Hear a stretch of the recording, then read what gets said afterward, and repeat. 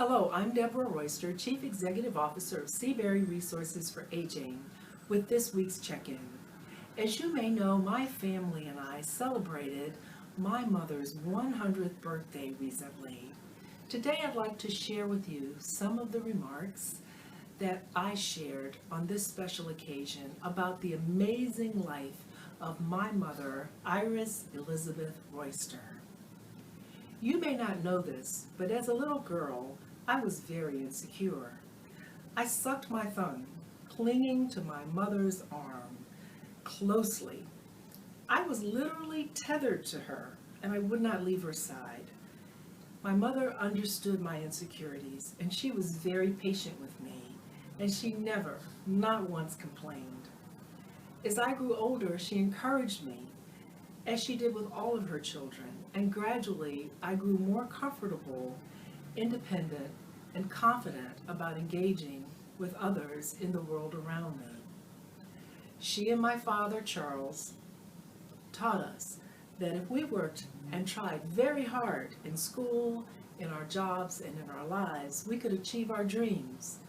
And they emphasized the golden rule, that it was very important for us to treat others fairly, honestly, and well, and as we would want them to treat us. There are so many moments of absolute wonder that I recall growing up with my mother and father. I have pondered the significance of this occasion, and I am flooded with these memories as I do so. In the interest of time, I will share only a few of them with you that underscore the power, influence, and impact of my mother, Iris Elizabeth Royster, on my life. It was Christmas Day, 1961. Santa Claus gave me a 24-inch brand new shiny two-wheeler bicycle, and I was very excited. The next day it was bitterly cold, and my mother and I set out early so that I could learn to ride my new bike. Unfortunately, I was a slow learner. All morning, my mother ran behind me, pushing me up and down the alley with no luck. We retired briefly for lunch and resumed our quest shortly thereafter. Up and down the alley she ran behind me and pushed me to no avail. It seemed hopeless. Finally, as dusk settled in and the evening cold arrived, I attained a wobbly level of stability. My mother gave me a final push, and I teetered down the street, so excited that I continued to look back at her. She had a look of joy and absolute terror on her face, and she ran behind me shouting, "You've got it! Go! Look in front of you!" And with those words, I turned around and looked ahead and pedaled as if my life depended on it.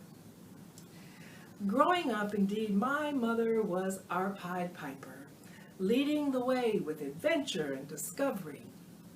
Whether it was visiting the library, museums, gardening, picnicking, sewing, baking, canning, making fruitcakes, or taking care of pets and other kindred spirits. She taught us to dance and spent hours in the basement with us, teaching us how to hand dance and laughing and enjoying herself with her children.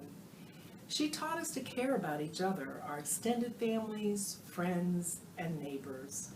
No matter the challenge, my mother lived life with a sense of joy and optimism, grounded in her faith in God that was infectious to all around her. As a child, I recall that my brother Reggie and I brought home a wild bird with an injured wing. Mother used a matchstick to create a splint that she attached to the bird's wing. For several weeks or months, I can't recall specifically now, Birdie, as we came to know our new friend, recuperated in our house, hopping about, eventually healing and beginning to fly around inside the house. One day, Mother announced that it was time for Birdie to return to the wild and that we must let him go. My brother and I objected strenuously because Birdie was our pet.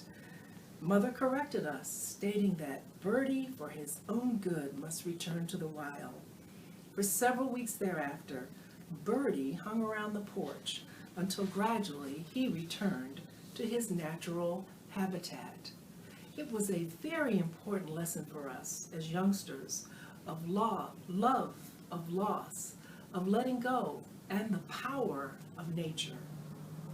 As an adult, I've come to know my mother as my confidant and friend, relying on her guidance and wisdom throughout my life. As to matters of the heart, Mother was very careful in offering her opinions. However, when she first met my husband Bob, she threw caution to the wind and told me succinctly and correctly, "Bob is a good man. You better take good care of him." Today, Mother's steadfast love, support, and encouragement continue to sustain me and feed my spirit each and every day. We continue to share special moments and to laugh together through the vicissitudes of life. She is my ultimate BFF, best friend forever.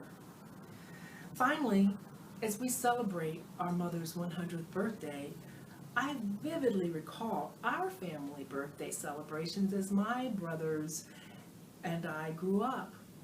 As our birthday approached about 2 weeks before, Mother would begin asking us about our birthday cake. "What kind of birthday cake do you want?" she would ask. "How many layers? Pound cake? Layer cake? Butt cake or sheet cake? What kind do you want? What flavor do you want? Vanilla, almond, lemon, chocolate, German chocolate? How about coconut? And what kind of frosting would you like? Do you want a filling? What kind? How about sprinkles? Other decorations? And what colors do you want with your candles?" And then she would pull out the magazines and encourage us to find pictures of the birthday cake of our dreams.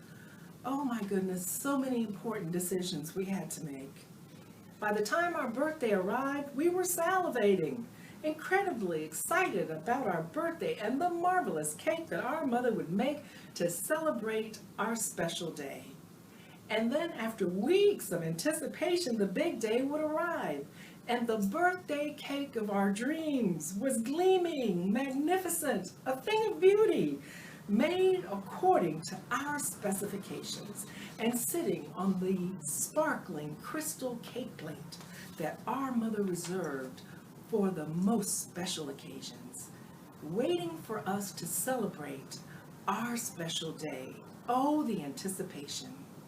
After dinner, Mom and Dad and all of us would gather around the table to sing happy birthday. And at that moment, nothing else mattered. It was our moment, and you believed that you were the most special child in the world. It was only many years later that I finally realized that we never received a single physical present for our birthday celebrations. Not once. As children, we did not notice, and it really didn't matter because we received a far more valuable and important gift from our parents, the gift of being loved and cherished by the people we loved most, our family. These powerful lessons taught to us by my parents, Iris Elizabeth Royster, and the late Charles James Royster, continue to resonate with us today. We are overwhelmed with joy and God's grace to celebrate 100 years of life, love, wonder, and miracles with our precious, beloved mother, Iris Elizabeth Royster.